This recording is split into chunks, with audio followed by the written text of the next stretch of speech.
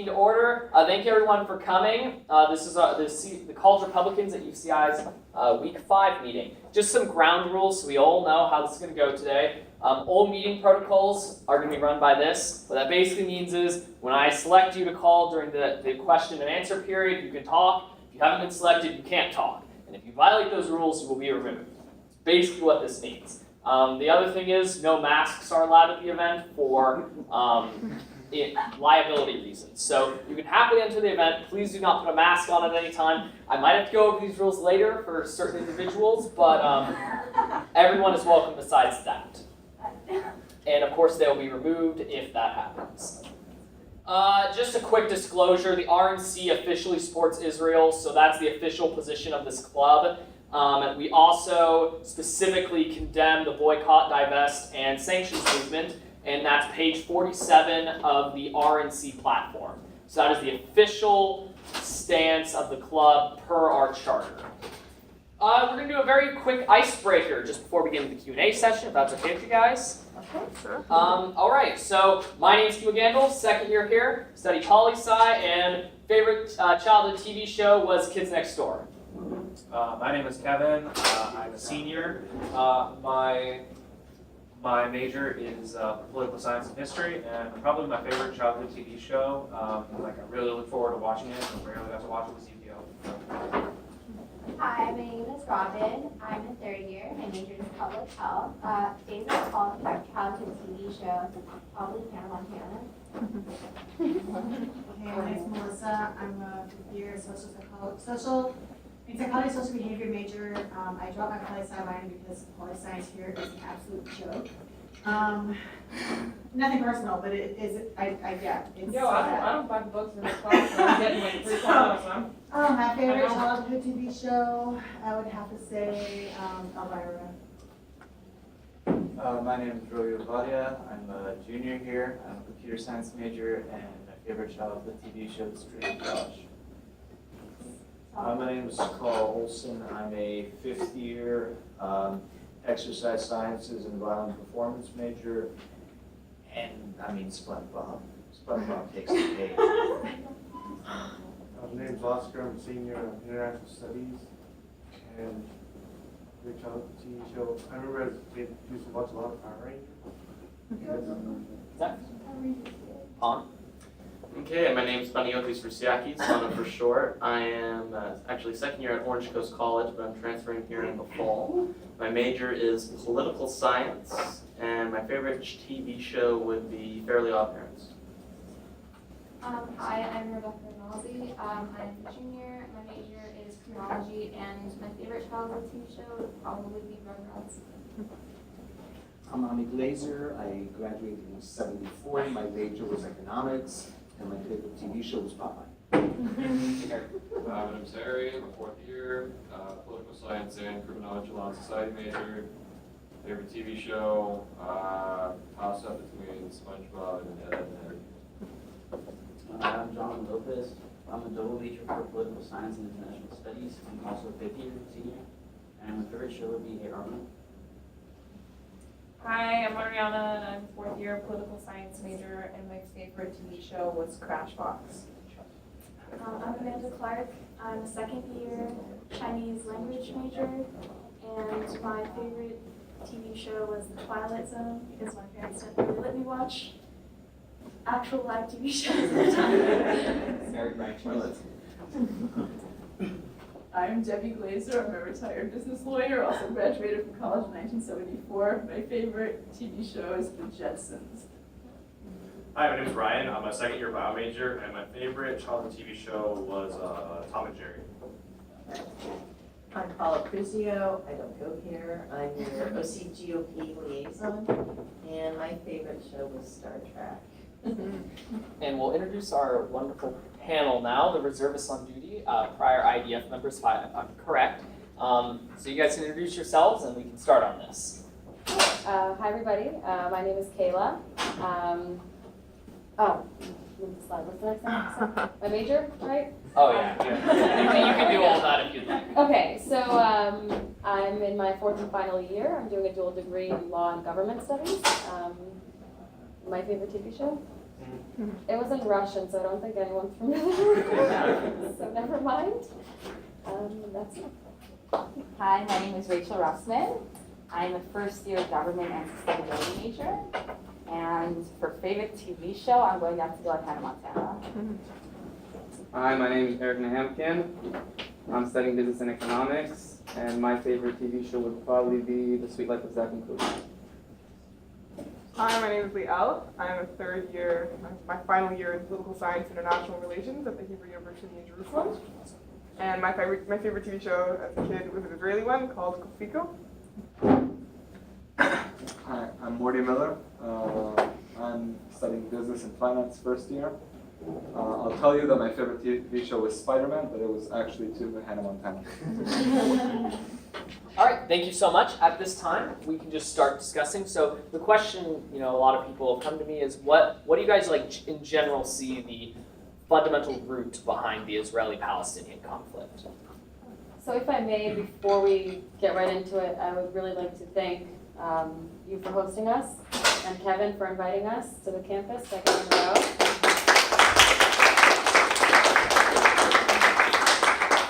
It really is a privilege for us to be here and an honor, so thank you.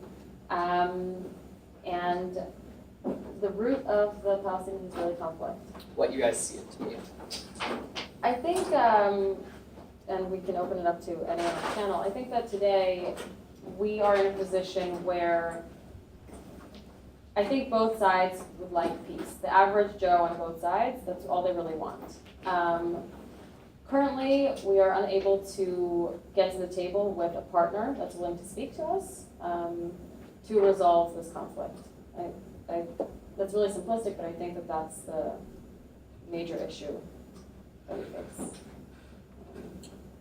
Oh, I would say that when it comes to really the conflict, once again, the average Joe does want peace, and we've talked to Palestinians as we have our own ideas. I think if I had my solution, it would really be that the Palestinians bring up once Abbas' time as head of the PA is over, have some new charismatic young leader that wants to come to the table, that wants to talk and understand that when you compromise, you have to give something up. You can't get everything. You don't come and and when you settle, you don't get everything you want. Both sides need to give up something, and as soon as that happens, I think there will be peace. Would it be possible that we do the panel first, and then we'll We take can the do the Q&A? Q&A panel right now. Does anybody have any questions? No, we do a panel If of... we can introduce ourselves a little bit. Absolutely. Because there's some people here that we've gotten to speak to. There are some new faces here, so just a short introduction to who we are and why we feel like our personal experiences may shine a new light on the situation in Israel. So, Morty, would you like to start? Yes, definitely. Thank you for having us, the Republicans here on UCI Irvine, the few and the brave. Actually, as far as privilege goes, I think you're considered a minority group. And my name is Morty Miller. I was born in London. My parents are American, but I grew up in Israel, and that's why my accent is completely messed up. Feel free to make fun of me after. I served in the IDF as an officer in a combat unit. It was called Givati. I served for 4.5 years. As far as living in Israel, it's a tough neighborhood to grow up in. I'm stealing everything from the story I'm about to talk about, from the member of parliament that I served under.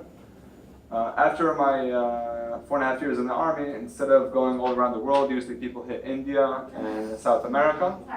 So I was a bit of a nerd. So I went to work for 6 months under Michael Oren. He was the former ambassador of Israel to America. I worked in the Knesset. Now, I don't know if you guys have started interning or if that's the hope of some people here. I'm sure it is. Yeah, okay, the new Paul Ryan over here. He just retired, so there's an opening. I'm just saying, so I worked in the parliament. Now, in Israel, there's representative parliament. It's the British system. There's no Senate, Congress. That means 120 people that are elected from different parties. There's no two major parties. There's various parties. If you get over a certain amount of votes, you go in. And the more votes you get, the more members of your party get in, and 120 members of parliament are established. I got to work under MK Michael Oren. And I don't know if they told you this or not, but your first internship is going to suck. You're going to get the worst possible job, okay? And you're going to work for that guy. And so my job was basically when my member of Knesset, my member of parliament didn't want to come to any of these 6-hour debates and committees, I would come there and I would sum everything up because you're not allowed to film it. So I would sum everything up. I would make a report for him and whatever, like what did I miss? He'd walk in and I'd brief him. So you have to listen very consistently to boring things for 6 hours. Many of you could relate. And one of these discussions that I had was about adding, it was a debate, a full open committee debate. That means at least a majority of the members of parliament were present. And it was whether or not Israel should officially add, because I'm not going to go into the green lines and everything. There are things called settlements and things called Israel. They were debating whether there was a settlement that was pre-1967 and on the verge of 1948, whether it should be regarded as official Israeli territory or not. So I'm sitting down scribbling as fast as I can, and then we get two sides of the debate. Now, I don't know if you know it or not, but in Israel, out of 120 members of parliament, we have 18 that are Arab Israelis, consider themselves Palestinians. They're members of the highest, of the decision makers of Israel. So they have their own party. It's called Reshima Meshutefet, the joint list. You could look it up later, and you could see very nice individuals there sometimes. Sometimes yes, sometimes no, like any politician. And they got to talk, and they were, of course, against adding this illegal settlement to the land of Israel. And they started off something around the lines of, well, this is a disgrace, you are all criminals, this is a horrible thing, I think you should all go to jail, and how dare you? And then he was pulled off of the banister, and then a member of the extreme right of Israel got up, and he said, this is always in Israel, we should take everything, even on the other side of the river of Jordan, and it's had a long time coming, and it's about time that we did something. And then someone from the Central Party got up and said, I agree with both sides. You don't have center here in America. And I was scribbling this down, and I personally, on a personal note, I'm more center, left, right, depends on what issue. And I was thinking, what the hell is going on? Why are these people in the same room, and why are they shouting at each other? Because while one talks up, it's not like you're a Senate or Congress, people heckle. Okay? And I was thinking, who are these people, and why do they hate each other so much? And I just realized I got a really a slap in the face, even though I knew it. I realized that this is a democracy. And in a true democracy, you have opposing ideas, and everyone gets along. But I was happy that I was in Jerusalem, in the Knesset, the parliament of Israel, and that these people were in the same room fighting each other over the future of their children. And it made me realize that the neighborhood that we live in, the Middle East, it's a difficult neighborhood. I don't know if you've ever been the new kid on block, but it's difficult. So we've got Israel in the middle. This is Jerusalem. You go 3 hours in your car up to the border, the Lebanese border. And if you cross it, then since 1972, Christians have been systematically repressed and hunted down. Lots of them migrated to the States, the UK, and to Israel itself. If you go just a bit northeast, you end up in Syria, which, as you can see from the news, is a lovely place. And if you go east, you go to Jordan, which is also a very lovely place to live. You go down south and a bit to the west, and you end up in Gaza, which the ruling party there is Hamas. And I don't know if this being a homosexual is illegal, women's rights, these are things that are not on the table in the discussion. So it's a very difficult neighborhood, but I'm happy I live in it. And I'm happy I get to serve it, and I'm happy that I get to go abroad and meet wonderful people that are open to talking as opposed to chanting. And thank you so much.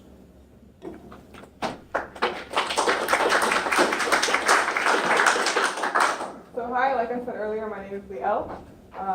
I served in the IDF spokesperson's unit.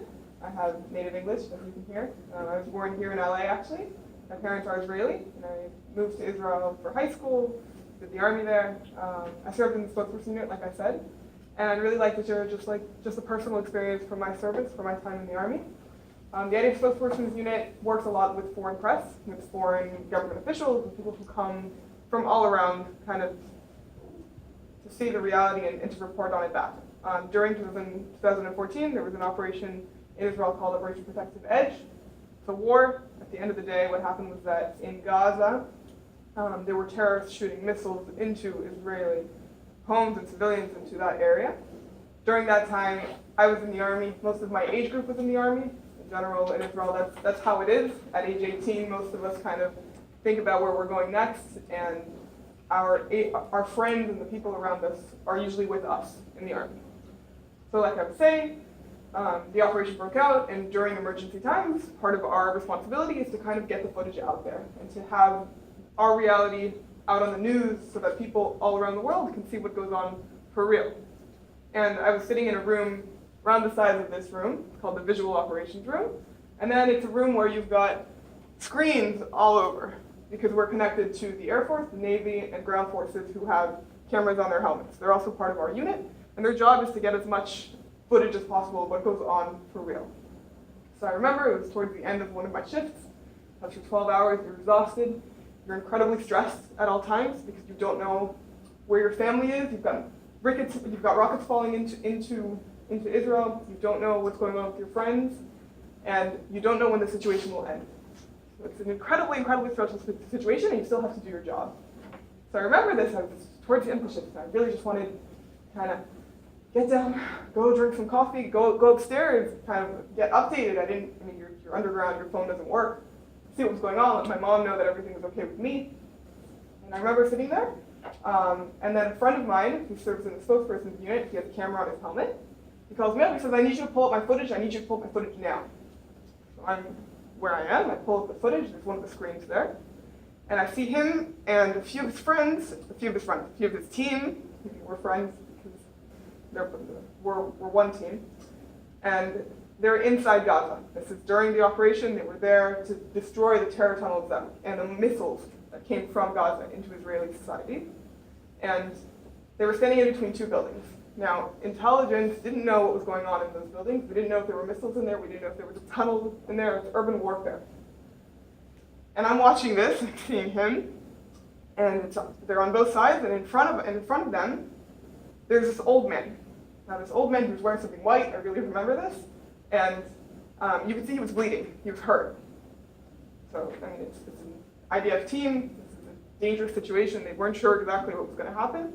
And they're looking at this old man, and they want to go help. Because at the end of the day, these people are used as human shields. They're civilians, and we think they're civilians. We didn't know exactly what the situation was. And he's telling us, get the intelligence on the line. We want to know if we can move forward. But time's running out. They make the call, they move forward. Now I'm watching this, and I'm terrified, because I don't know what's going to happen in the next minute. And they move forward, and as they move forward, they come and try to help this old man. And he's wearing this long white type thing. You can see he's bleeding. They lean over and they tell him, okay, we're here to help. Please tell me what's wrong. And as they're leaning over, he pulls out a grenade. At that moment, my heart stops. Because I didn't know if I was ever going to see my friends again. I didn't know if that was the end. They reacted. They're trained to do so. And that incident in which an old man pulls out a grenade and forces 20-year-old, 21-year-old people, part of a military that are there to prevent terrorists, they're forced to make that kind of decision. Now, we continue with the event, and it goes on, and I remember afterwards I go upstairs, done with my shifts, I finally have a minute to get updated about what's going on. And I remember looking at my phone, and you know how you get those push notifications with your news sources? And I see a headline, Israeli army murders 74-year-old man. I think that's our responsibility as people in general, people of the world, to double check our facts and not take things at face value, and to try and put our truth out there. And that's what I hope you guys take forward. That's what I take forward from my experience.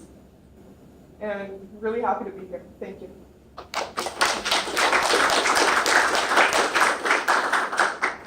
So once again, my name is Eric, and I also served in a combat unit called Divan.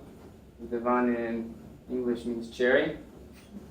It's a special forces unit. They say it's called cherry because on an ice cream, you have ice cream, which is really good, and then you have, the Whipped cream? The whipped cream, and then you have the cherry on the top because they're the best. So we're called. See, Kayla doesn't like that one. But anyway, so cherry unit.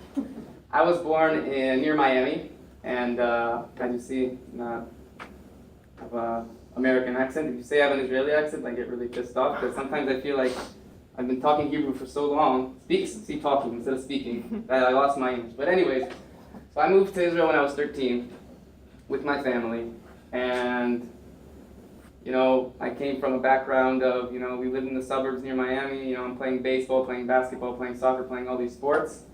I come to Israel, well, there's no more baseball, there's no more football. I wasn't great at soccer, so I stuck with basketball. And you live your normal. I went to middle school and then I went to high school. And there's always, here in the States, you don't see soldiers ever. Here and there, you see. I remember when I was like 10, we were at a Chili's, and my dad saw an American soldier, and he bought him lunch, and he's like, "Thank you for serving our country." And that won't happen in Israel because everyone's a soldier. You see them all the time, okay? Because the war, the combat zone, it's in your backyard. It's not in Afghanistan. It's not in Iraq. It's in your backyard. It's right. The borders, all the stations. It's right. When I used to go to my base, once I drafted, it was like an hour and a half drive. It's like nothing. It wasn't a 12-hour flight. So, I went through middle school, and you see soldiers around you, but you don't really think about yourself being an army. You're going to be at the army at some time when you're 18, you draft, but you don't really think about it because you're just living your life. You see those soldiers, but it's just day to day. And then when you make it to the 11th grade, you get a letter in the mail from the army saying, when you finish 12th grade, you're going to draft. And you're fine with it. But now you have this letter and you're going to draft. And when you're in the army, if you're a woman, you're 2 years. And if you're a man, you're 3 years.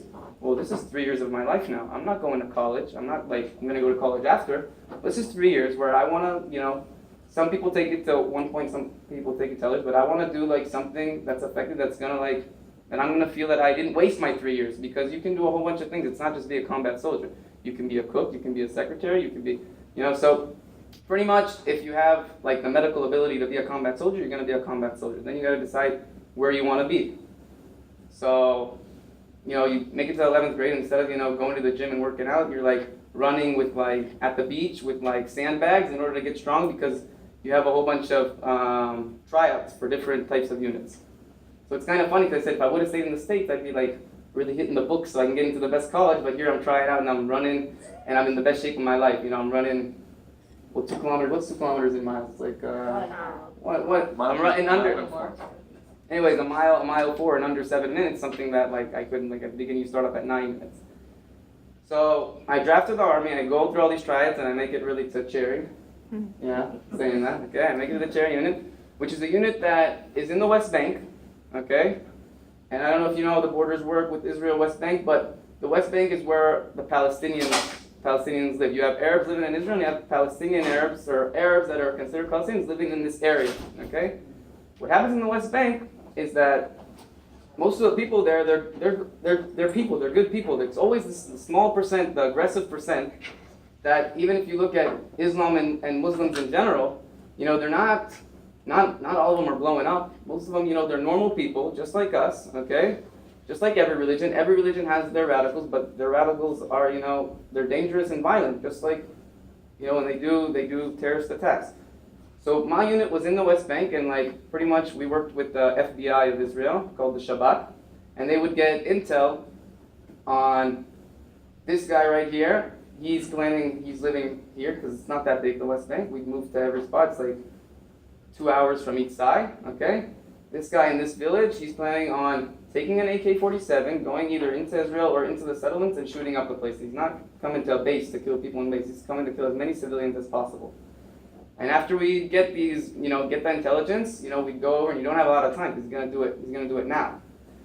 And pretty much we'd get that intel, and we'd have that's what we trained. I went through training of 14 months with, counterterrorism, how to fight, urban warfare, everything. It was I'm not gonna say we're as good as the American soldiers, because the American soldiers train a lot more than 14 months, but we're pretty good.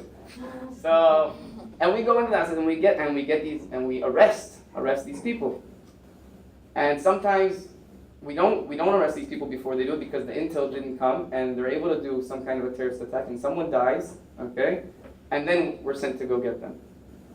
And I remember, it's funny because I remember being in the army, and since it's so close, it's not, once again, you're not flying to Afghanistan, it's in your backyard, your home is like an hour and a half, or it doesn't matter, it could be even closer because it matters where you live in Israel. So you go to the army, you go on Sunday, and then you can either come back home on Thursday, that's how close it is, okay? You come back home Thursday, you come back home Friday, and when you come back Thursday or Friday, you know, you're at 18 in Israel, you're allowed to drink, so you're going to party, okay? That's what you're going to do at 8, you know? Come back Friday. So our unit, we couldn't always drink because if intel, like it mattered, like there were different shifts, okay? But like, I would have liked to drink every weekend, but I was drinking probably every, you know, month and a half because we'd always have to get intel, because if there was intel that there was something was going to happen, they'd come and pick us up and we'd go back to base and get ready and we'd go get out and get them. I remember one time specifically, it was Purim. And Purim is like Halloween in Israel, in the States. I had this costume and I was ready to go and everything. And I knew I couldn't drink, but I didn't care. And I got my costume ready and I bought my costume and it was like $60 and I was like, okay, I'm down to go. And Purim was gonna be on Friday night and I went home Thursday night. And I remember I get home Thursday night. I'm sorry, Purim was Saturday. I get home Thursday night. Friday morning they call me, you have a mission, we gotta go back. I said, oh shit. We come back to the base, we get ready to do what we're gonna do, and then it's called up, no, the intel was wrong, so the guy, our officer, he says, Saturday morning we're gonna go back home and you're gonna be able to party on Saturday night. I'm like, yes. I remember we're driving, the base was an hour and a half from my house, and I'm getting close to home, and suddenly I see the car turn around, like we're in the car and it's turning around. I said, officer, why are we turning around? I was like watching like a movie on my phone or something. I said, why are we turning around? Oh, you didn't see the message we got? There's intel back. It's happening, okay? So it's funny because in one time, you're saying, on the one hand, you're saying, damn, I'm missing Purim, but you know what? This guy wants to do something in a Purim holiday, and I'm gonna stop it. And then that's what we did. He had an AK, and that was gonna happen, and we stopped it. So that was, you gotta look at both sides, and that was my service. So really interesting service. Really, it's really hard because you're a person. You're not just a robot, a soldier. You're a person that has a life, that has a girlfriend. People were having breakups because we weren't seeing each other for enough time. I remember that it was really a time where there was a lot of intel and a lot of action was going on. And that was pretty much my service. It was really, really interesting. And if you guys have any questions at the Q&A, I'm willing to answer. Excuse me, sir. I'm sorry. You have to sit in the seat. It's the rules the UCI PD follow by. Rachel. All right. Hi, guys. My name is Rachel. Like I said before, I'm currently studying government and sustainability first year. So a bit about my background. I was born and raised in Chicago. And at the age of 18, I was planning to go to college, had that all set, but I decided to first take a gap year to Israel. So I went there with the idea of taking a year, exploring things, traveling there. I volunteered in a foster home for a year. At the end of that year, I was set on coming back, starting college, and finishing that story with Israel. But little did I know, during that year, I became very connected to the land, to the people, to the cultural aspect of it. Started to really idolize the soldiers on the street. And something really internalized with me that I needed to move to Israel and join the army and do my part. Even though I wasn't an Israeli, I just had this connection and this almost a sense of moral obligation that if this country needs to be protected, who am I not to be there and do that? How could I just sit back in the States and take things easy when everyone else my age is in Israel serving? So from there, I went online and I decided I was going to find a job that I want online in the Army. And I found this search and rescue unit, which I'm just in a personal level, I really connected it to it because instead of, God forbid, having to take a life or fight or war, it was the complete opposite of that. It was saving lives. It was a co-ed combat unit, so I spent 8 months in combat training together with it was mainly 75% male and the rest women. So that was overall a really difficult but yet positive experience. And at the end of that training, I went to, every few months, our unit would switch around areas within Judea and Samaria, guarding the population there, the Jews, the Arabs, the Palestinians, and whatnot. And then I decided to go to a medics course, and I spent 3 months training to be a combat medic within my unit and within the Judea and Samaria. So at the end of that course, I had to take the medics oath. The medics oath was that I would treat every human based on the fact that they're a human, not based on color, race, identity, Palestinian, Arab, whatever. I would treat and I would save a life based on that. Now, I can be like this really overly optimistic person and think nothing's ever going to happen anywhere. So I finished that course and I was like, yeah, I'm taking this oath, but like, I'm actually going to save a life. What's actually going to happen? Nothing. Turns out, I went back to my unit as now a trained medic. We were on our normal patrol next to the Jericho area, if you guys are familiar. An area where there's Palestinians and Jews living in that area. We were on a normal patrol one night. It was, I would say, about 10 p.m.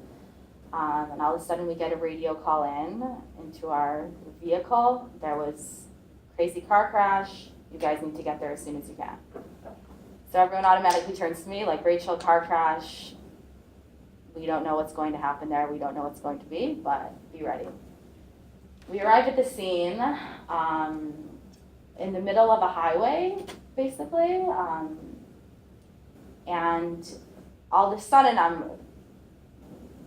about 50 people run over to me, yelling that there is 2 people who are hit by a car lying in the middle of the street.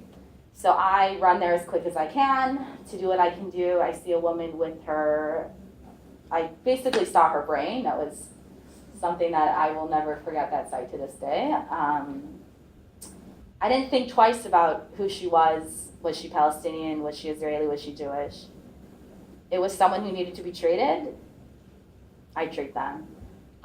So I stopped bleeding coming from her head. I went on to the next woman who also had an injury that I took care of in that moment before I was able to pass them on to the Palestinian ambulance.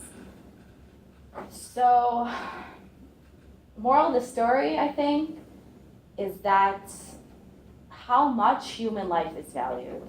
No matter Jewish, like I said, Jewish, Palestinian, at the end of the day, we were there to protect the area, and I was there to treat whoever needed to be treated, not based on color, race, identity, Palestinian, Israeli.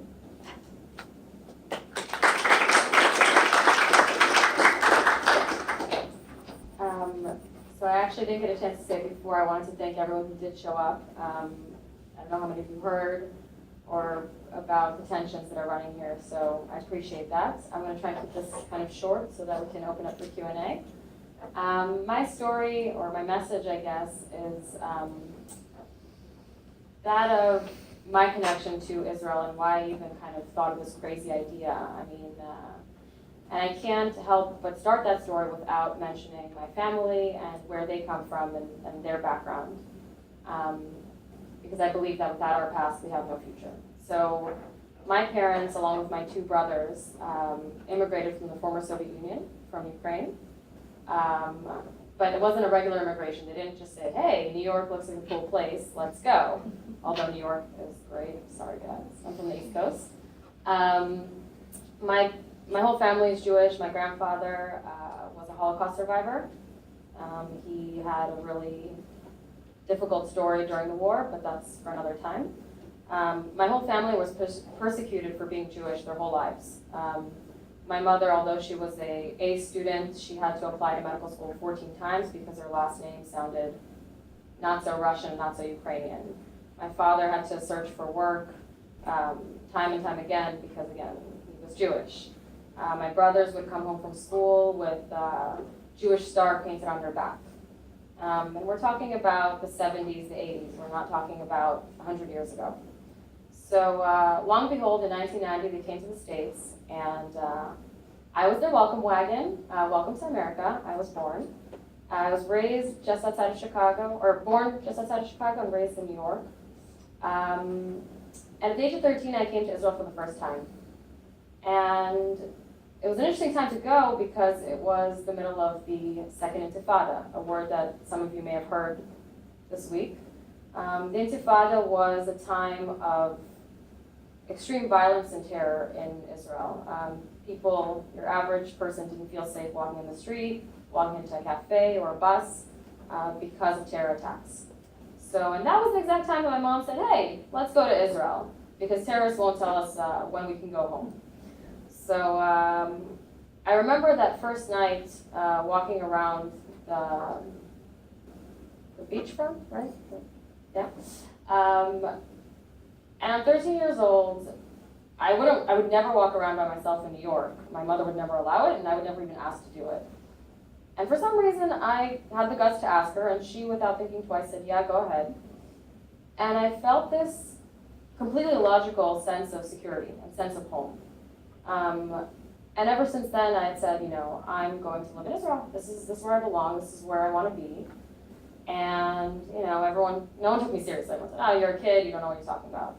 And then when I went later on, when I was 16, 17, they said, she probably saw a cute guy in uniform. She'll get over it. I said, no, I want to be the one in uniform. So that's what I did. I left behind my whole family, friends. I was a professional figure skater, so I, left the rhinestones back in New York, put on some face paint and some sand under my nails, and I served in a combat unit called Caracal. It's also a mixed battalion. We serve on the Egyptian border. They're still stationed there.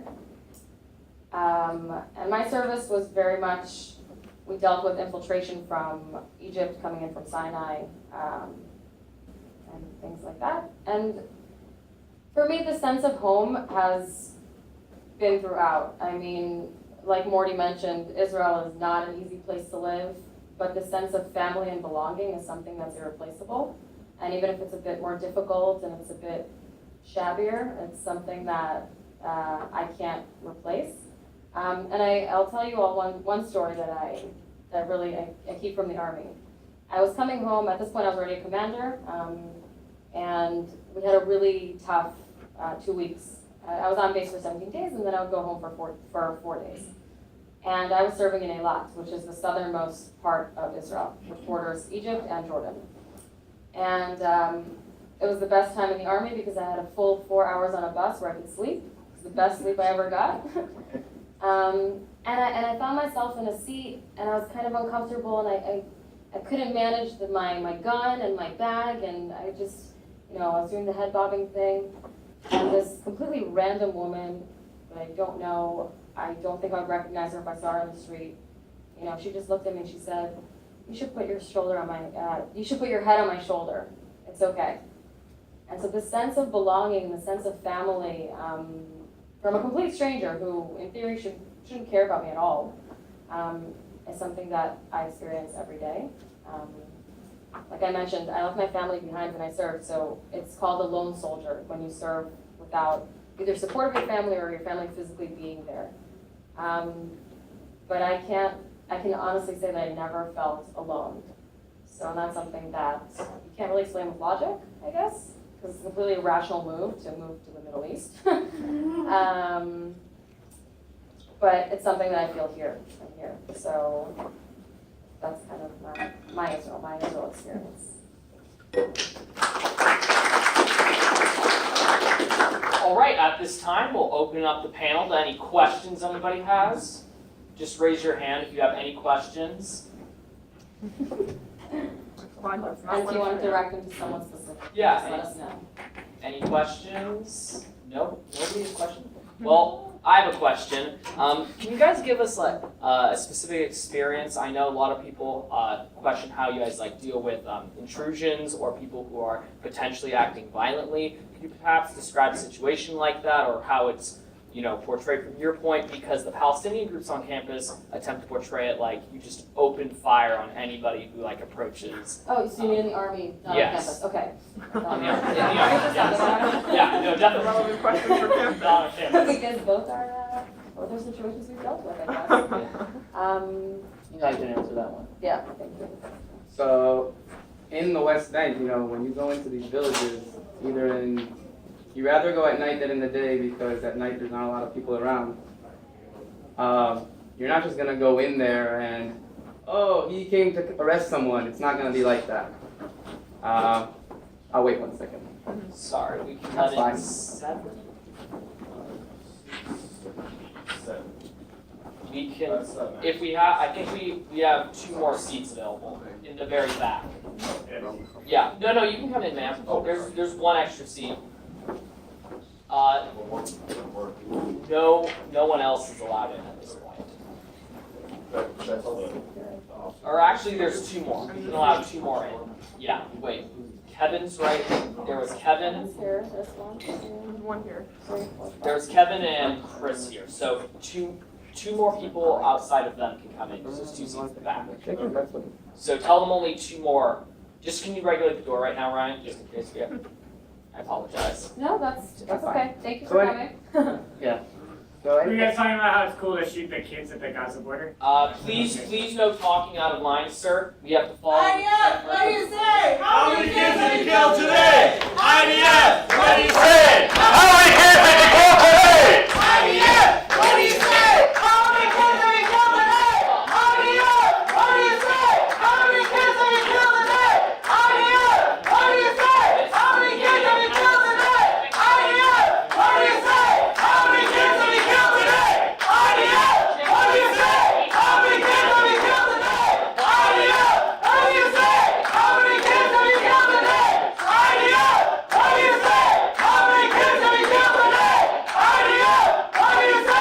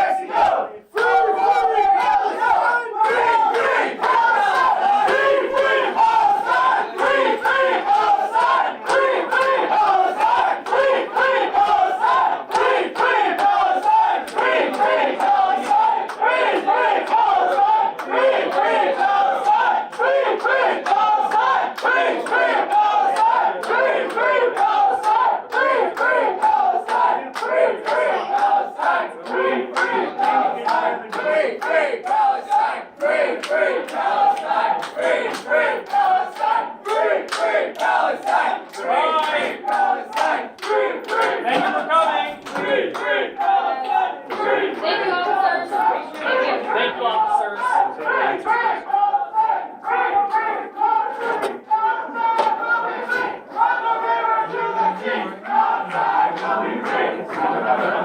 you, officers.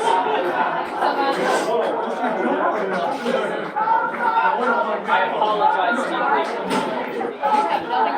Albo ja, samo mam przyjaciół, bardzo szczerze. Honestly, I thought it was gonna be funny. All right, That ladies was and gentlemen.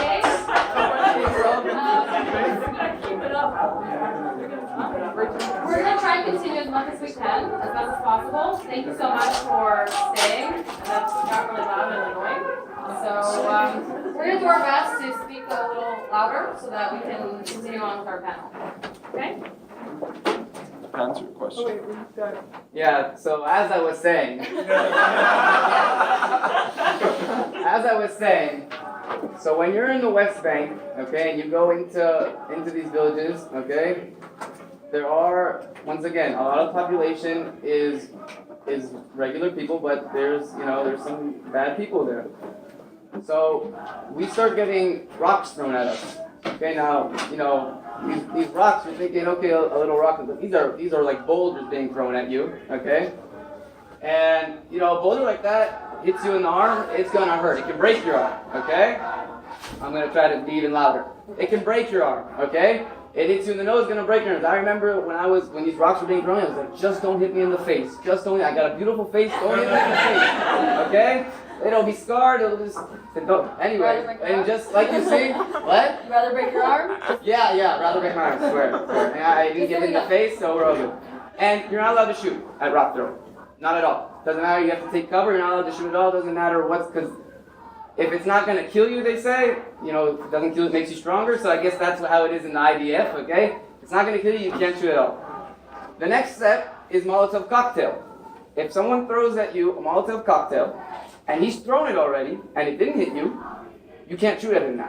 If he has a Molotov cocktail in his hand and he wants to throw it at you, you can't shoot him because if it hits you, it's going to kill you. But if you already threw and missed, that's it. Can't do anything about it.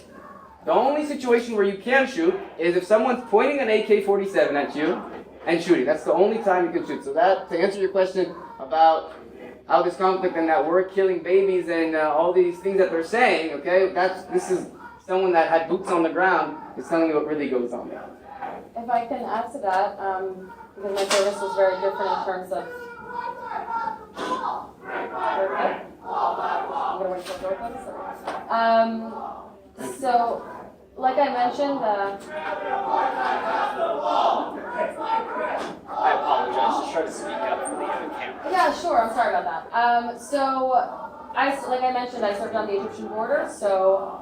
I wasn't really dealing with Palestinians. It might surprise you that not all soldiers deal with Palestinians. We have a lot of other issues that we deal with on the ground. For me, the Egyptian border, I don't know how many of you are familiar with it, but we're talking about miles and miles of nothing. Just a whole lot of sand and mountains. So that makes for really difficult terrain, and there's a lot of contraband coming through. And where there's contraband, there's weapons coming through, and eventually terrorists are coming through, because that is the easiest way to get into Gaza. So you may have heard of asylum seekers coming in through that border. And oftentimes what would happen in the middle of the night, we would be at a watch point, about 4 or 5 of us, and we would be seeing a group of about 20 to 50 people coming in. Okay, middle of the night, we don't see them, it's far away, and it only takes one to have a vest on him, or a grenade, or whatever else it may be. And the rest of them may be completely innocent, truly asylum seekers that want a safe place to go to. So we were then challenged with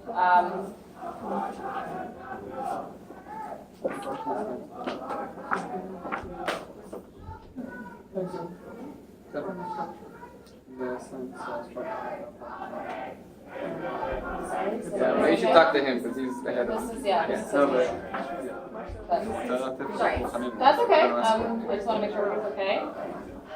Where are you based? We're about 2 blocks away. At the social sciences. Social science. So we're gonna go to the Stopping for a short commercial break. Sorry guys, continue. And we're back. You're gonna open the door, so we can wait one more second. Yeah, yeah. Okay.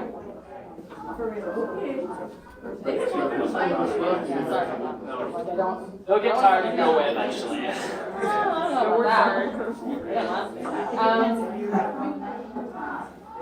do want to say that.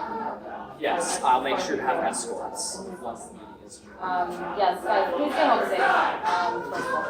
Yes, just a quick meeting announcement on that. If anybody requires an escort, there are police outside, so please come to me after the meeting. So again, this is an ongoing theme that we've been talking about, how we are faced with incredibly difficult moral and ethical decisions. And the wrong one will come at great cost. As a commander, I had to be responsible for my soldiers' lives. At the end of the day, I had to be the one to speak to their mothers. You know, when they called me up and said, "Why isn't my kid eating enough?" or "Why isn't my kid," you know, they always, there's a joke in the Israeli army that the true commander is the Jewish mom. So she makes the shots. So imagine you're in a situation, you're in a desert, you don't have backup. If you need to call in for backup, it's going to take them a good 15 minutes to get there because that's how far bases are stationed. And you need to make that call. You need to sift through the people as quickly as possible without even making them feel like you're being threatened. And to neutralize any sort of threat. So, and there's a very clear protocol of, you know, when and how we can open fire. First, we need to say in 3 different languages, stop and identify yourself or I'll shoot. If there's no response and you see that the people are coming closer, we're then allowed to shoot in the air at a 60-degree angle. If that doesn't work, you can shoot in the area of their legs. And so on and so forth. So there's a long, long process before you, like you said, randomly shoot at people. That's just not something that happens. I'll just add one last word. It's in basic training. That means that even I, as a non-combat soldier who carried a gun about for 2 days, and that was it, I went through the same process where I know that protocol as well. Do we have, yes, sir.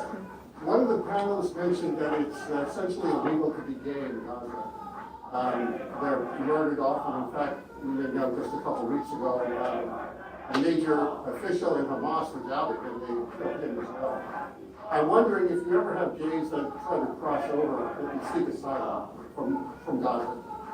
I don't know. So, do you know? I think the reality in which where you have people, because the reality is so complicated on the ground, is that if there I can't hear you. Sorry, I'll try to speak up. The process for people who want to come in from Gaza into Israel is set. There's an entire body called COGAT, the coordination. I'm not sure what the exact initials are. International Cooperations Unit. International Cooperations Unit, where basically if any person in Gaza would like entrance into Israel, be it for medical care, be it for specific business meetings, and so on and so forth. There's an entire unit. They're bigger than a unit. They're bigger than a brigade. They're huge. That go through every single request and do what they can to help any person who requests that. What makes it difficult is that when you have a terrorist organization that runs that area of land, it's very difficult for civilians who are personal to get to the Israeli army and to get to Israel at all without going through them first. Because they control the borders, they control what goes on, and I mean, if Israel had that chance, if we receive that kind of request, then we'll do what's possible to help them and give them asylum. But the problem is that they're so terrified usually of the terrorist leadership within Gaza is that it doesn't get to us in time. Because there is no Israeli presence in Gaza. I hope that answers your question. Do we have more questions on the floor? I was just hoping you guys could a little bit answer to the crowd of what their chants mean and how they're harmful of saying from the river to the sea, Palestine will be free, and chanting for intifada, and what that really means and what they really want with those words. Well, I think that most of the chants that are being said here, they're not people that actually understand the conflict. A, have ever been to Israel. B, could point on a map where Israel is. You laugh, but I'm just saying, these are people, you know, the whole intersectionality, just join in the chant first, and then think about it later. And, I've never killed anyone. yeah, but just to answer your question, when you open Time Magazine, New York Times, even Fox News, anything of the media, you usually find that this is a struggle about land, you're supposed to say. This is not very good. Just kidding. This is a struggle about land. Okay, now, if this was a struggle about land, now this is not my answer, this is the politician's answer, but I truly believe it, that's why I'm quoting it. If this was a land struggle, then it would be over a long time ago. Because in 1948, if you know or not, there was a land partition by the UN, which gave the majority of all of the area in Israel to the Palestinian people, to be named the Palestinian people, and they refused it. And since then, from the Israeli side, nobody talks about this. There's been 5 peace offerings. I cannot name the years, but from most recent 2008. No, 2014. 2014. 2014, 2008, 2005, 2001, and 93. These were different politicians from the right, center, and left of Israel proposing peace. The Palestinian answer was always unanimous. No, we want no conditions, no talk, boycott. And I personally feel that when they talk about to the river, to the sea, they're not talking about land, they're not talking about a 2-state solution. They're talking about one solution, the final solution, whatever you want to call it. I think I don't even have to talk about it. And overall, why are we in this stalemate? My personal belief, this is not the politician's answer, is because on both sides, the PA and Gaza, the Palestinians have people that are in charge that do not rule and do not think about the favor of the people they're in charge of. Abu Mazen, the head of the PA, last year finished renovating his $13 million house. And I think this is a guy that goes to the UN and talks about how his people doesn't have water, but he finishes his house. I think this is just like any other corrupt leader in the Arab world and Africa, where him at the top reaps everything and the people in the bottom suffer. And this is not a struggle about land. This is ideology. And this is between 2 peoples. And I personally believe the Palestinians are being pawns in a much larger game. I'd just like to add specifically the chants that we were talking about. If you have trouble hearing, there's an open seat up here. Yeah. I'd just like to add just specifically to your question about the chant specifically. When calling from the river to the sea, Palestine will be free. That means that, I mean, if you've seen a map of how Israel looks, you have a river and you have a sea. Everything in between is Israel and Palestine, which hasn't happened because of everything that Morty just said. So if you're calling from the river to the sea, Palestine will be free. There is no land of Israel. If there's no land of Israel, where is the one Jewish state? Where do I go? Where do I live? Where is my historic homeland? That's one thing. You're calling for intifada, and intifada is what Kayla was talking about earlier. Intifada means it's a movement of terrorism. That means that when I get on a bus, I'm scared because I don't know if it'll blow up. It means that when I go to school, I go through a metal detector because I don't know if someone will pull out a knife and stab me. So those specific chants are offensive to me. When they call for genocide and they claim that Israel is a genocidal state, that's difficult to prove because it is not, absolutely not. And I really wish that we could have a conversation with them instead of having people chanting at us. I believe our next question. Yes. First of all, I want to thank all of you for your service to the state of Israel. God bless all of you. You guys are all extremely brave individuals, and I thank you for serving and protecting the people of Israel. I had 2 questions for all of you guys. I wanted to know what your guys' sense or feeling was about the U.S. announcement about the move from Tel Aviv to Jerusalem for our embassy, and whether you think other nations like Guatemala will continue to follow suit. Just what the overall feeling was for you guys and I guess your colleagues and friends and family in Israel, and I guess what you are hopeful about the future of that, or have a bit of trepidation or whatnot. And I guess the second question I had was, the new Crown Prince of Saudi Arabia, Mohammed bin Salman, has been working with President Trump on a lot of issues regionally, and he seems to be a lot more open to working with Israel, particularly in mutual, Israel and Saudi Arabia's mutual rival Iran. And he said some unusual things that I guess usually wouldn't come out of a Saudi leader's mouth, such as the Palestinians should accept Israel's offer or shut up. So it's very interesting to see that. I wanted to hear your guys' take on that as well. For the first question regarding Jerusalem as the capital, I have 2 points for that. Firstly, when the U.S. decided to move the embassy to Jerusalem, they never said that it is only the capital of Israel, specifically East or West Jerusalem, right? So I think that's still up for discussion. They never specifically said that it is only for Israel or whether it's East or West Jerusalem. And secondly, as Israel is its own country, they can decide where their capital is, right? The U.S. decided that Washington, D.C. is their capital. They have the right to do that as an independent country. I would like to comment on that. I think that it was a very gutsy move, and it's about time. I think it's long overdue. I think that President Trump, I don't think that, I know, correct me if I'm wrong, I think you guys are better read up about this. He is not the first president to say that Jerusalem is Israel's capital. He is the first to actually take action. So it did have a backlash. Obviously it made people upset. But, you know, with all due respect, and there is respect, I think, like I said, it's a gutsy move and it needs to be done. But he didn't discover America here, right? The capital of Israel is Jerusalem. Like Rachel said, east, west, we could talk about it, have a discussion, but that's our historic capital.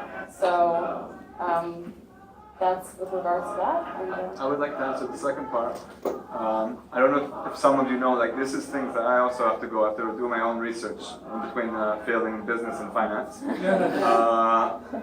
But you're saying the Crown Prince of Saudi Arabia is doing amazing things like letting women drive, you know, it's about time. But until 1978, the greatest ally to Israel in the Middle East was Iran. And if you look at Iran today, it's a completely different reality. Israel had great, before 1967, Israel had great, under the radar, but diplomatic ties with Jordan until they joined in peer pressure from Egypt and Syria into the war against Israel. So I'm just saying, in the Middle East, partners for, you could call it quasi-peace or peace or like semi-peace will come and go. I think that only true allegiances will only happen with countries where Western thought and Western culture, where people think that ideas, equality of sexes, religions, like such of America, hopefully the UK will stay like that for a bit more, and countries in Europe and Australia, these are true alliances for the next, I believe, next 50 years. So it's very nice that it's happening, but we've seen our old friends lie down sometimes. I think when it comes to Saudi Arabia, like he said, I think Saudi Arabia is progressing, and also Iran is the big enemy right now, and it's kind of like the enemy of my enemy is my friend. So, you know, Iran's bad for the States, Iran's bad for Israel, and Iran's definitely bad for Saudi Arabia. So it's kind of a coalition. That's what I think it is. beggars can't be choosers, you know? So if someone's reaching out their hand, we're not gonna smack it down. And at the end of the day, I think we're not politicians. Yeah, this is from personal opinion. Thank you all. Thank you. Yeah. Is it okay if I? Who has a question? Do you have one other person? Yes. So earlier we were talking about the chants and Intifada, and from my understanding is Intifada was, they're blowing up buses, stabbing people in the street, and they're calling that there's only one solution, an Intifada revolution, and please correct me if I'm wrong, but what I'm engaging from this is they're calling for the genocide of the Israeli people. Yeah, am I wrong in saying that? You can speak. I think that's Would you definitely. mind summarizing the question? It's hard to do. Sure, I'm sorry about that. So the question was if we were talking about the chance, whether the call for intifada essentially translates, for us at least, to the genocide of Israelis. And I think yes. I mean, I would have to assume that. And the saddest part about that is, you know, when you're, not you obviously, but when someone is walking into a cafe with an explosive vest on them, they're not asking, what is your background? Who are you? What's the passport that you hold? And what house of prayer do you go to? Everybody does. So this use of terror tactics is absolutely for the annihilation of the Israeli people, Jewish or not, it doesn't matter. And it's something that we can't, that's not negotiable. Excellent questions. I know in 2014, when you guys went into Gaza, I don't know the exact number, but I think around, the claim is that there's around 2,000 civilians that passed away. And I know the situation isn't perfect, and there probably were some people that got caught in the situation, but like I want to know what measures were taken to prevent civilian measures, and to prevent civilian deaths, and also like what's the accuracy of that number? Like how do you know that one of those people that were civilians were not someone that was a civilian, but at the same time they were throwing a rock, or maybe they weren't they didn't sign up for the brigades or anything, but like how do you know that they were a civilian? I want to know how accurate the numbers are. I'll answer your second question, but you should answer the first one first. Yeah, so I served in the Israel Defense Forces during Operation Protective Edge in 2014. I was towards the end of my service, which means that I had a lot of responsibility. You were talking about numbers. So when you're talking about these numbers that are either accurate or inaccurate, in general, these numbers have been verified. There are civilian deaths in Gaza. Now, when you're talking about a reality in which you have an area of land which is ruled by a terrorist organization that does not value human life. So, you have that on one side, and on the other hand, you've got a government, a state, a democratic state that puts the value of their lives, puts the value of human life in general, all the way up here. That's all the way up here, and that's all the way down here. Now that's just a starting point. And then you have a reality in which you have the terrorist organization using its civilians as human shields. So you've got explosives hidden inside kindergartens, inside UN facilities, inside the hospitals. Now I'm speaking from experience. I saw these hospitals, I have been a part of these operations, I've seen this with my own eyes. Now, when the terrorist organization uses its civilians to further their agenda, to shoot missiles into Israel and try to hit Israeli civilians. Now, in Israel, where there is value for human life, you do everything possible to prevent the deaths of civilians. So you have the Iron Dome system, which reacts and takes down missiles from the sky, and you spend hundreds of thousands of dollars on each missile to prevent that from happening. So yeah, you're going to have a whole lot less civilian deaths when you have an entire system and an entire government working to protect your people. But on the other side, when you have terrorists pushing people onto roofs so that you can't take down a home with an explosive inside, and this is something that I've seen. I've seen this happen where the IDF has measures, just like we have measures on how to open fire, we have measures about what do you do in terms of, this is urban warfare, what do you do? So the very first thing that we do is we call up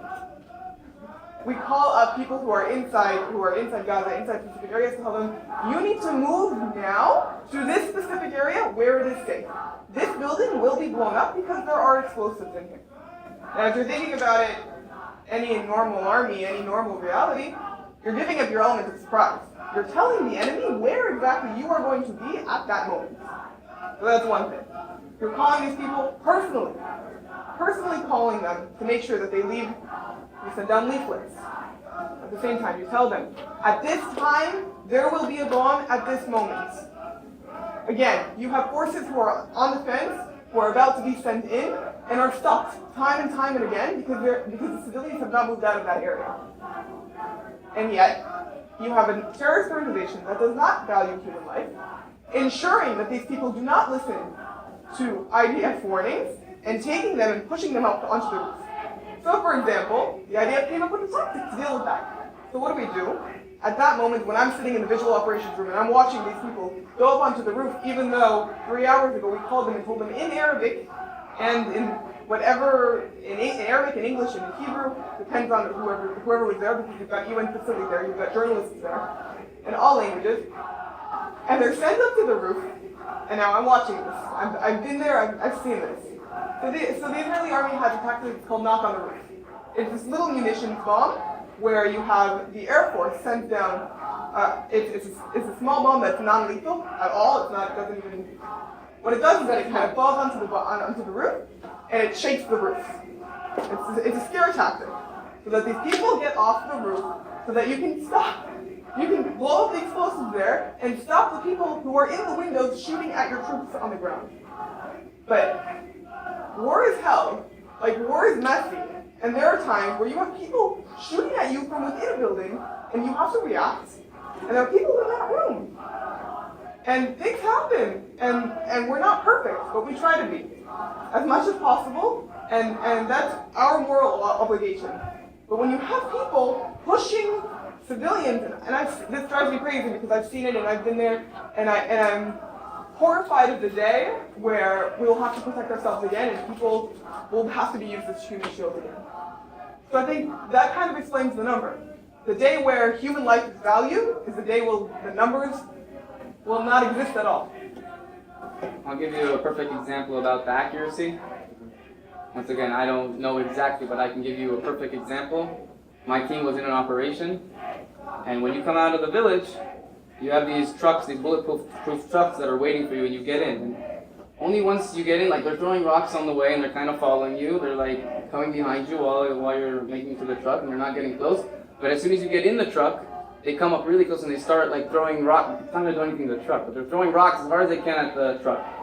So one of these guys threw this like rock or brick at the truck, and it ricocheted and hit him back in the head. Okay? And he blamed Israel, that we, like, then we saw in their newspaper, the Israeli army, they either shot him or they hit him or something like that. But so it's not accurate at all. You threw the rock and hit you back in the head. Whose fault is that? My fault? You know? So that's when it comes to accuracy. So, you know, you can say numbers here, numbers there, but like I really think that most of the time there's people that are dying that shouldn't be dying, but once again, we need to see whose fault is it. Is it our fault or is it Hamas's fault that's putting them up there? Or is it him throwing a rock and it hitting him back in the head? It's his fault. That would be mine for the accuracy. In one sentence, I think, Golda Meir said it best. Once their leadership starts loving their children more than they hate us, we'll make progress and we'll make peace. I didn't make that up. It was said a long time ago in the 70s. And ever since then, we've been experiencing the same thing. You call it Fatah, you call it Hamas, you call it the Palestinian Authority, Palestinian leadership. That has consistently been the problem, that the leadership doesn't value the life of their own children, and they value more the hatred towards the Israeli people. Do you have any questions? Somebody who hasn't asked has. Oh, it's a question. So, you guys are here, and you were standing next to the wall from Monday to now. And they've rotated the wall, so I'm sure you've seen all the panels and seen all the claims on them. And I was just curious what things really kind of stood out to you that you just knew. I've seen this with my own eyes. It's not true. I was just wondering what kind So of. do we want to kind of do a roll? Just like a quick one. Yes, a quick one. There was a new one since last year about asylum seekers from Eritrea and South Sudan. So like I mentioned, I was the first response. I was the first person to see these people coming into Israel. I didn't manage to read the whole panel because there was a whole lot of wording on it. But the very first sentence said, most of them were Jewish, or something along those lines. Most of them are Jewish, and they were deported, and so on and so forth. Eritrea and South Sudan doesn't have a single Jew. I don't know when they did, if ever. These people were mostly Muslim, some of them are Christian. Now that doesn't say anything good or bad. It just shows the inaccuracy and how baseless the things are that are on the wall. Even if it's one thing, it makes you question everything else. And that to me was the big, I was there. For me, what really stood out were the words Gaza Massacre 2014. To me, a massacre sounds like someone coming and shooting a lot of people or dropping a bomb for no reason just to kill people, without speaking about what actually happened in the summer of 2014. Israel was actually under the attack from rockets coming out of Gaza. Any normal country that is under attack from rockets has to retaliate and stop those rockets somehow. So to see the words Gaza Massacre are just completely inaccurate. One of them for me, when I see the Israeli map, this is what, again, with your question with from the river to the sea.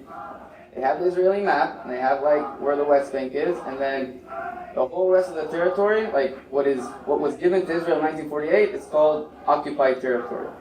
So how is that occupied territory if that's been our territory from way before? That was one that stood out to me. I think something that really kind of drove me crazy was they had one of the big titles. Because Israel is not a democracy. That is untrue. Name's Kevin. Rick, right? So it's not even what bothered me the most. What bothered me the most this week is that the other side will not talk. I usually find that if either you're scared of the other side, which they obviously were not because they were edging up to us any opportunity, or you just don't have something smart to say, which is a possibility.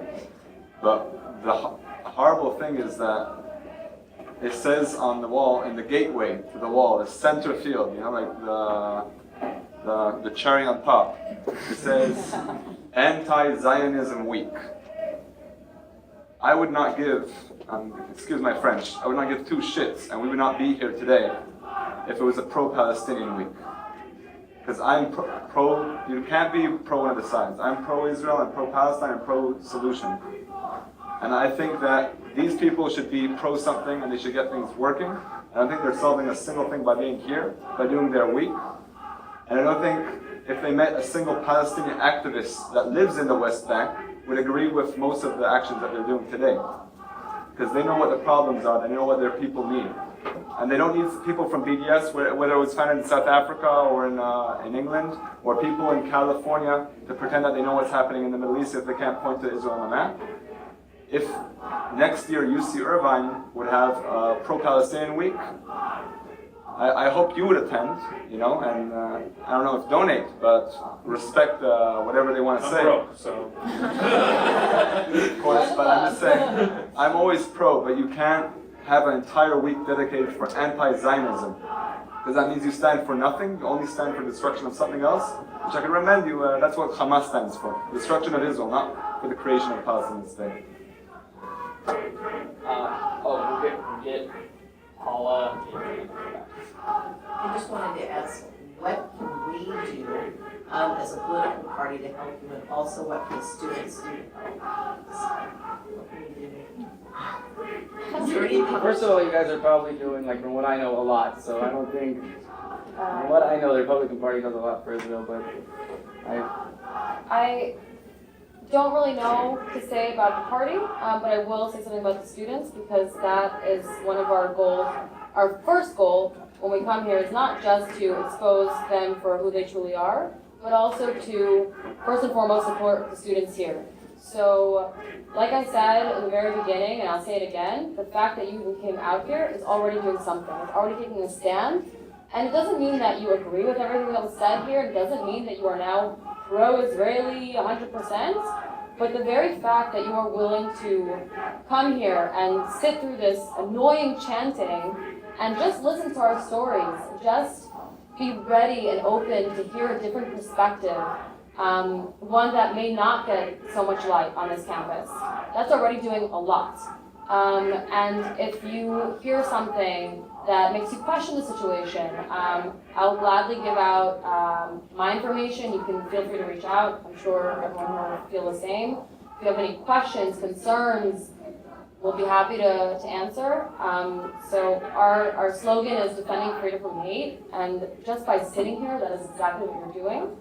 So I encourage you to continue to do that. That's really the best way. On a more also, of course, with that being said, a more practical note, I know that in this head from the student body, there's 3 heads of organizations. So I'm not saying we have to do what some groups on college do, where intersectionality, like, you hate this, you hate establishment, you hate uniform, let's bond together.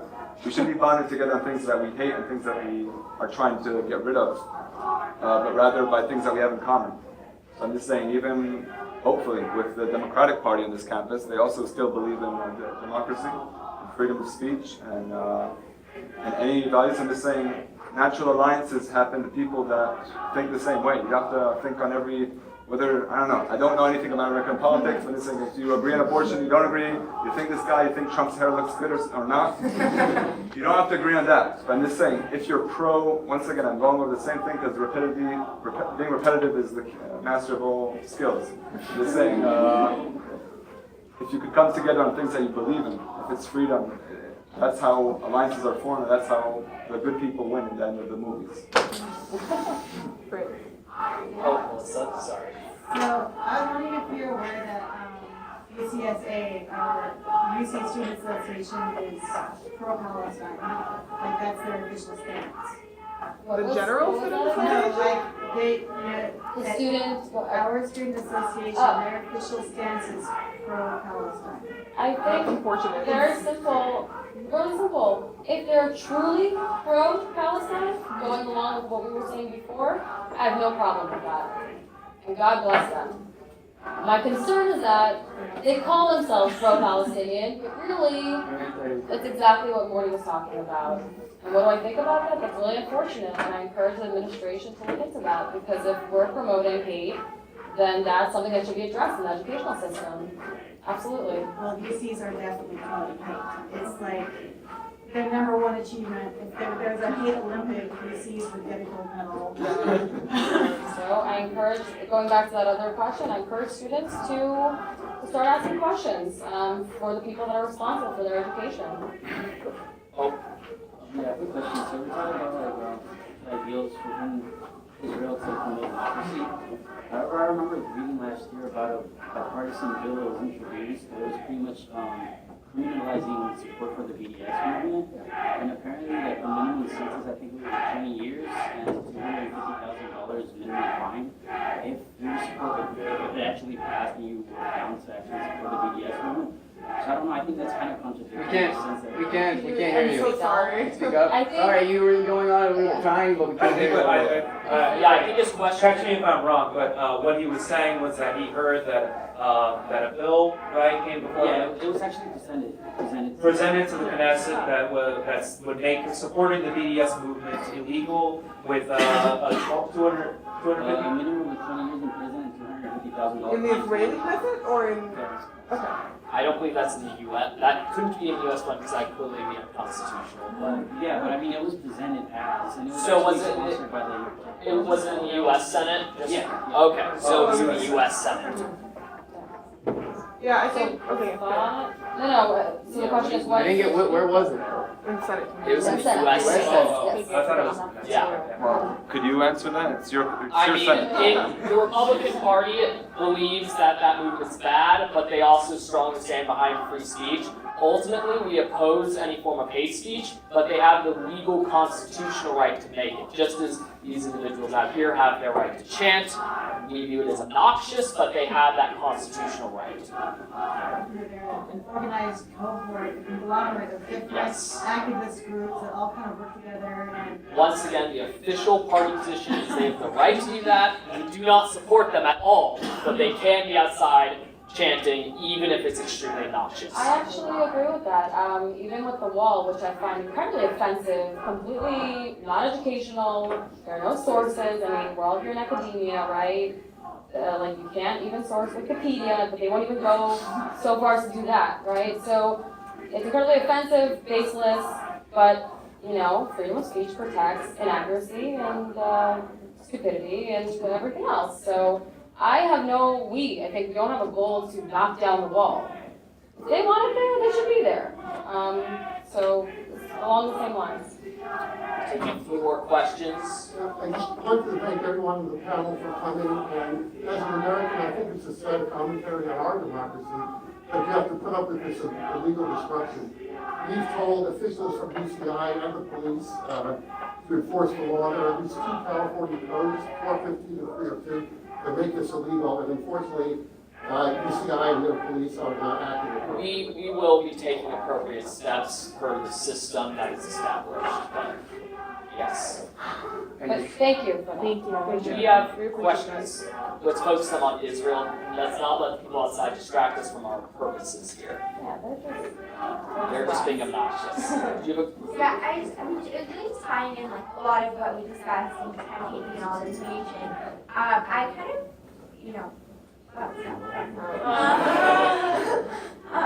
just trying to look at it from their perspective. And you see it through their eyes and you try to understand where they're coming from. Because I like to do that. And I guess I'm just curious as to what you think it's about. Like, is it misinformation? Is it like they don't know the facts, or they're just getting the wrong by sources? Or where is it coming from? Is it? I mean, it's just where's all the anger, where's the hatred, where's the chanting? What do you think it comes from? Where's what's the root? In my experience, and I've been to several of these anti-Zionism weeks, apartheid weeks, call it what you will. Give it a second. Oh, I think it's a silent word. I recognize his voice. Good friend of mine. So, in my experience, after seeing PDS votes, protests, these campaigns, these weeks that go on campuses, I do think that the core, right, the hardcore guys, they do know what intifada means. They do have a real hate, whether they have a personal connection to this conflict or not. And yes, I do think there's an aspect of anti-Semitism, pure anti-Semitism. Now, that's the core. But then you have all these other people that just by being a bystander and looking at them, you can see that they have no idea what's going on. But they're looking for a cause, they're looking to make a difference, and they're being told, listen, there are human rights violations out there. Okay, well, who doesn't want to be pro-human rights, you know? And everybody wants to feel like they're relevant and they have a cause to fight for. And when they feel like they belong, it becomes that much easier. Okay, so what do I do to get involved? Hold up a sign that says something that I don't really know? That's fine. Okay, I have to chant? I'll chant, cover my face, and then slowly it's a snowball effect. But it's easy to get caught up in that when you're presented with this beautiful package of human rights, you know, rooting for the underdog, and so on and so forth. And you don't have another perspective, and you don't see the other side of that coin. We will be taking 2 final questions coming from Ariana first. So much kind of like Republicans in the United States today and Trump supporters, you guys were faced, for lack of a better word, a lot of fake news about fake allegations against you and things that you do. So what is your method of combating that type of fake news? Spokesperson. Yeah. So I served in the spokesperson's unit, which the entire point of the spokesperson's unit is to try and is to get out the most accurate information. So I've dealt personally, and I know that in general, there are a lot of organizations and a lot of news sources that are biased, and they do take specific sides, and they try. At the end of the day, a lot of the time it's a ratings game about what sounds better and what makes a better story and what.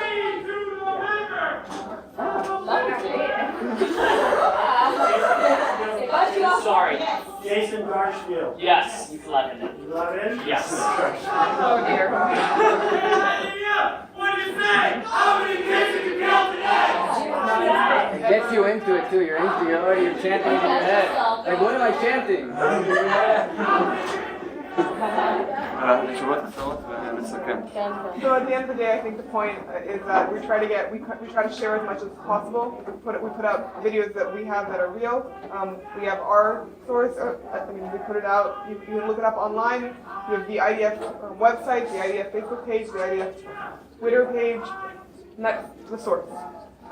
I don't really see a ton of it. On Fox News, they'll show a ton of other videos about other stuff. And it's taking, all of In it. general, yeah. If you guys see on the news, it's a little blue. It's a little blue circle with like a Wi-Fi sign. That's IDF spokesperson. I mean, it's footage from the IDF spokesperson, and that's unless it's fabricated, which I'm pretty sure people don't do, even in any kind of news source. Then that's from the IDF. She's asking how do we get it out? How do we get it out? We share. We're not very good at it. We're not very good at it. That's what I'm trying to say. We're not Maybe very we should good. ask you guys. You guys don't control the media? We need to be on Twitter more. But what happens a lot of the times in conflicts is that the other side will publish pictures, videos much faster because they don't have the same censorship. Not only censorship, it's about fact checking. Right. They don't have anything that has to. And a lot of it's also staged. We've proven this time and time again, but many times it's first come, first serve. You got it out first, that's what people remember. It's a hate crime, but different. Yeah, so. So just because of time, would you guys like to give a closing statement quickly? Yeah. So, kind of just going off of that, you guys kind of addressed Hollywood, the kind of Palestinian Hollywood that they call it, as us, me and IDP, when we're looking through Israeli news sources, it's very hard to find the facts because of situations that you just outlined. So, what news sources do you guys recommend, other than, say, IDF, that people here where we can get accurate information about Israel? I can tell you what I read. Ynet, it's in English and in Hebrew. It seems to be pretty accurate.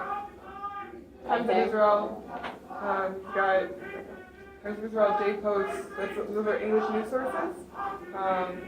I'd be careful of things, for example, Haaretz has their Hebrew versus English sources are different, which is problematic.